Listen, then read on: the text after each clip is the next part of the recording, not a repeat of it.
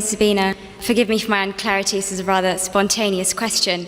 I have a friend, she's an atheist, and on our endless debates on the existence of God and all that we talk about, she has two claims, she makes two claims.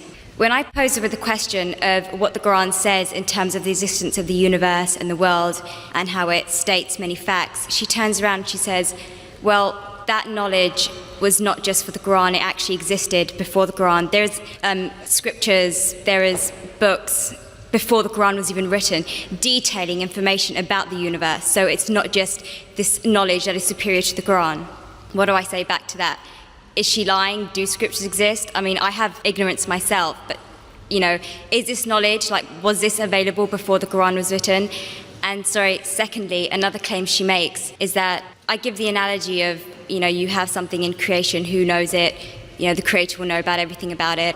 And I talk about, if there is no God, how can we possibly exist if you keep on going further and further and further and back? There's no end, and if there's no end, how do we exist? But then she says, well, from a religious point of view, you say, well, God is the end. Well, I say as an atheist, who says God is the end? Who created God? That's my question, thank you. Sister has posed two questions which are again common. The first question is that all the things mentioned in the Quran were already present before. So what's new? It's present in other scriptures and other books, etc. That's the first question. The second question is, who created God? As far as the first question is concerned, I do agree that certain things were present in time before the Quran, but they were not called as established facts. They were not called as established facts. For example, the thing I quoted that the sun, previously people thought that the sun rotating.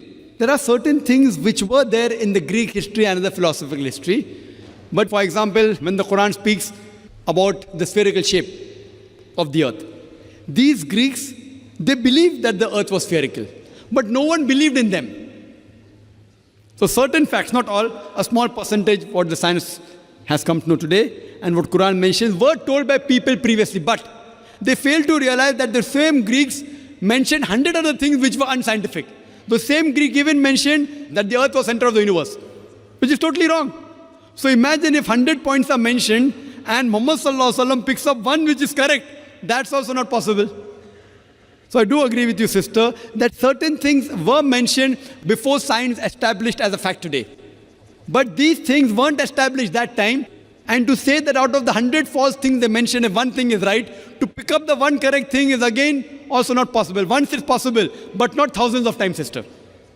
Because only a person who is, even a scientist cannot do that.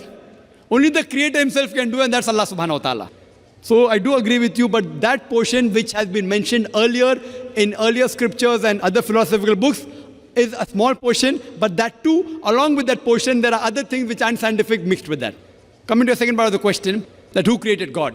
Normally people in Dawah, they used a false strategy of logic, which tips itself. Most of the people, when they try to prove the existence of Allah subhanahu wa ta'ala, they say that everything has a creator. For example, who created this book? How did the book come into existence? Somebody created it. Who created it? And they go back. Where did you come into existence? Who created you? Your father. Who created your father? The grandfather. And then goes to God. Who created this microphone? Created the factory. Who created the factory? And then they try and prove who created the sun?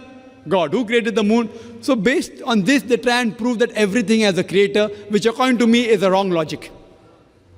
In my strategy, what I spoke today, I never said everything has a creator. That is the atheist who told me that the first person who will tell about the mechanism of this thing is the creator. I never said that. I say every created thing has a creator. But by definition, Almighty God is uncreated. It is like there's a person, suppose my friend, he comes and tells me that my brother John was admitted in the hospital. He gave birth to a baby. Was it a girl or a boy? Can you guess, sister? Was it a girl or a boy? Brother John gave birth to a baby. Was it a girl or a boy? Brother John was admitted to the hospital. He gave birth to a baby. Was it a girl or a boy? Can you guess? You can't guess. Can anyone guess? How can a man have a baby? So to ask the question, he gave birth to a baby, was it a girl or a boy, is illogical. So same thing, the definition of Allah is uncreated. The moment you say who created Allah, he ceases to be Allah. Therefore, the definition of God is uncreated. Therefore, Almighty God has got no creator, if He is a true Almighty God. Hope that answers the question.